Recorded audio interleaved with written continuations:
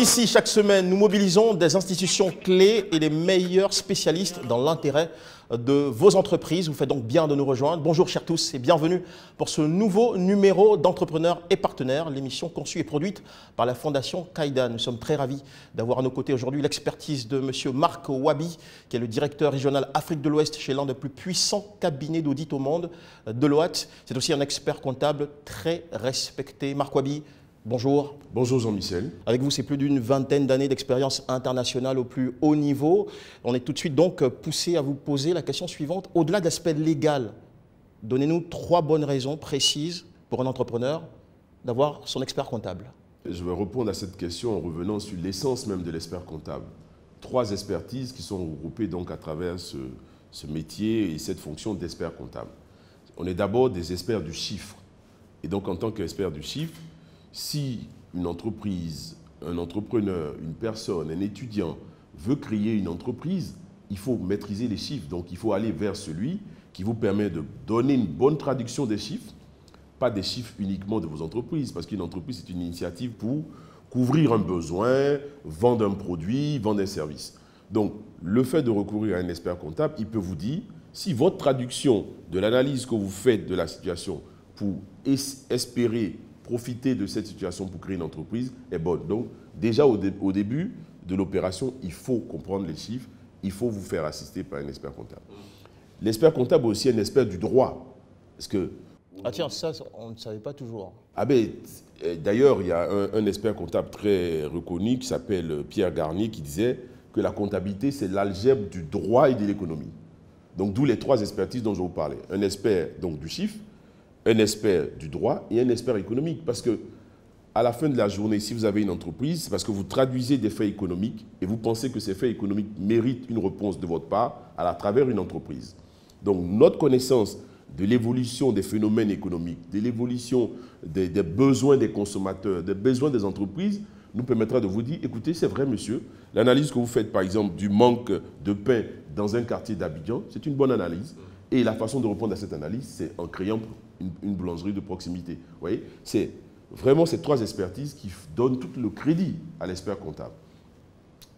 Aujourd'hui, il faut éviter de s'engager dans une initiative entrepreneuriale sans prendre conseil de personnes qui sont expertes dans différents domaines dont vous avez besoin pour réussir.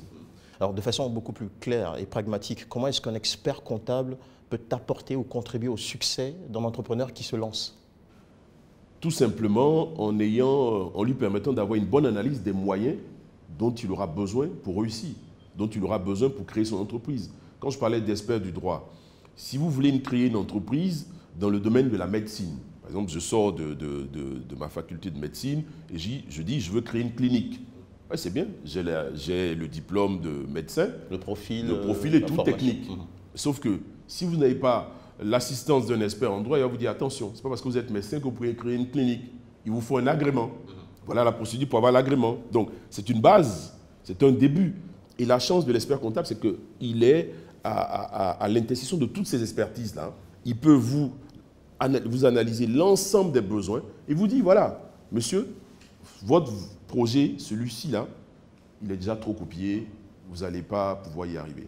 Ou, ah c'est vrai, c'est un projet novateur, mais beaucoup ont pensé, mais n'y sont pas allés, parce que en réalité, le coût d'investissement versus le retour que vous aurez n'est pas suffisant pour vous permettre de trouver les moyens de votre subsistance. Donc, monsieur, cherchez autre chose. Deuxième chose, c'est vraiment analyser l'ensemble des moyens qui nous permettent d'arriver à la réalisation de notre entreprise. Quelquefois, on pense que le seul fait d'avoir l'idée permet de réaliser l'idée. Alors qu'il y a des contraintes au-delà de l'idée. Tout bêtement, est-ce que par exemple il y a un agrément pour l'idée que je veux réaliser? Est-ce que d'autres l'ont déjà fait? Est-ce qu'on n'est pas trop nombreux? Est-ce qu'il y a un revenu suffisant qu'on pourrait tirer de l'investissement préalable que nous faisons? Donc, il faut vraiment, moi si je voudrais, s'il y a un conseil, c'est le conseil de s'asseoir calmement, réfléchir tout simplement. Ne pas être trop grisé par son environnement. Par son environnement. Prendre le temps de s'asseoir, de réfléchir, de dire, est-ce la bonne idée que j'ai choisie? Est-ce l'idée d'entreprise dans laquelle je veux m'installer? Le seul conseil que je puisse donner, c'est bien maturer votre idée, lorsque vous êtes vous-même en harmonie avec vous-même et vous pensez que c'est la bonne idée, ensuite, vous vous ouvrez à l'écosystème autour duquel vous êtes. Y a-t-il des moments ou des périodes précises où l'entrepreneur doit consulter son expert comptable? Je veux dire, avant la création de l'entreprise, une fois dans l'année, c'est quoi le rythme de consultation d'un expert comptable? Ah ben écoutez, je vais prêcher pour ma paroisse, c'est tous les jours. C'est tous les jours qu'il faut être avec son expert comptable. Je crois que des études faites dans les pays anglophones, notamment en Grande-Bretagne, aux États-Unis, révèlent que l'expert comptable est reconnu par les entrepreneurs comme leur avocat. C'est-à-dire qu'ils lui accordent beaucoup plus de confiance qu'ils n'en accordent à un avocat. Et qui passent beaucoup plus de temps avec leur expert comptable qu'avec leur avocat. Y a-t-il une explication particulière à cet état de choses? Parce que c'est la personne qui, tous les jours de votre projet, peut avoir la meilleure analyse de votre situation et vous faire le bon conseil. Vous voyez? Et c'est la personne qui connaît l'entreprise autant que vous. Peut-être c'est sûr que vous connaissez mieux l'entreprise que lui, mais le détachement qu'il a par rapport à votre activité lui permet de vous donner des conseils beaucoup plus pertinents que vous, tenu par l'émotion ou la volonté de réussir. Donc l'expert comptable, vous devez l'avoir à tous les moments de la création d'entreprise. C'est vrai, au moment de la maturation de l'idée, oui, il vous aide en vous donnant une meilleure analyse de la situation, de l'économie dans laquelle vous voulez vous installer, des acteurs, des contraintes. Une fois que vous avez décidé de vous lancer, que vous avez passé toute la phase juridique, parce que la phase juridique, il est encore à vos côtés, pour créer votre entreprise avec l'assistance d'un notaire, avec l'assistance d'un avocat, créer votre entreprise, faire le bon choix de l'entreprise, parce qu'il y a différents types d'entreprises. Il faut faire le bon choix d'entreprise par rapport à l'activité, par rapport à votre personnalité et par rapport au fait que vous soyez seul ou avec d'autres personnes. Donc, il est là. Ensuite, vous avez besoin, soit vous avez les moyens, vous voulez vous lancer avec vos propres moyens, ou bien vous avez besoin de collecter des moyens de personnes tierces, d'une banque. Vous avez encore besoin de lui pour vous faire un business plan, pour assurer les tiers qui vont venir travailler avec vous que ce n'est pas une entreprise périlleuse que de vous aider. Ce n'est pas une entreprise périlleuse que vous faites un prêt. Même pour vous, pour vos propres financements, vous avez besoin de son assistance pour vous dire, écoutez, quand je regarde le business plan, vous avez 10 ans à souffrir, c'est au bout de la 11e année que vous pourrez gagner de l'argent. Est-ce que vous êtes prêt à supporter cela? Est-ce que le montant de votre capital permettrait de vous faire vivre jusqu'à 10 ans et 11 ans? Voilà. Donc, à tout moment, même au moment où vous décidez de vous séparer de votre entreprise parce que vous allez faire une autre entreprise, vous allez trouver une activité qui est plus rentable. Vous avez besoin de lui pour faire la situation de votre entreprise. Il dit, bon, voilà la situation actuelle. En partant, vous récupérez ça, vous payez ça aux impôts, vous payez ça à telle personne. Vraiment, c'est donc un partenaire très indispensable. C'est le partenaire privilégié de l'entrepreneur et de l'entreprise. Alors, Marc Ouabi, vous êtes sans savoir aujourd'hui que le secteur de l'entrepreneuriat évolue énormément. On citera par exemple l'entrepreneuriat digital et il y a beaucoup plus de formes. Est-ce que vous, en tant qu'expert et particulièrement professionnel dans votre domaine, vous arrivez à suivre, à vous adapter, à répondre à cette nouvelle dynamique? Clairement, et c'est le nouveau chantier de nos métiers. On est en plein dedans. Tous les métiers aujourd'hui d'accompagnement de l'entrepreneur s'adaptent à l'évolution du monde de l'entreprise, s'adaptent à l'évolution du monde économique. On est dans un monde beaucoup plus digital.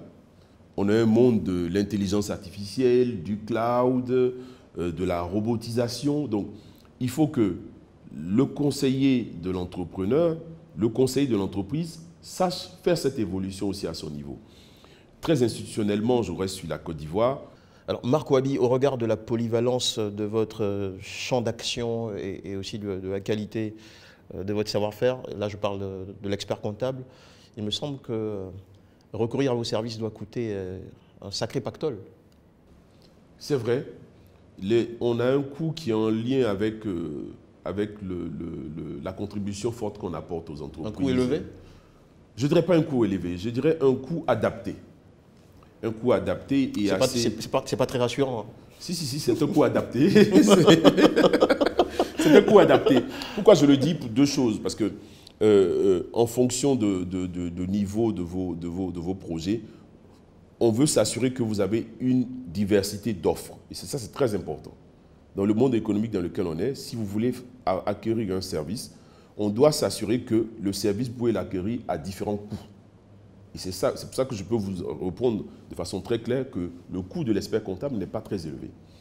Parce que nous avons différentes tailles et différents types d'experts comptables. Vous êtes un étudiant, vous sortez de l'université et vous souhaitez créer une entreprise. Vous pourrez trouver également un jeune expert comptable qui débute, qui assiste les startups et qui pourra vous donner un coût adapté à la demande que vous le faites.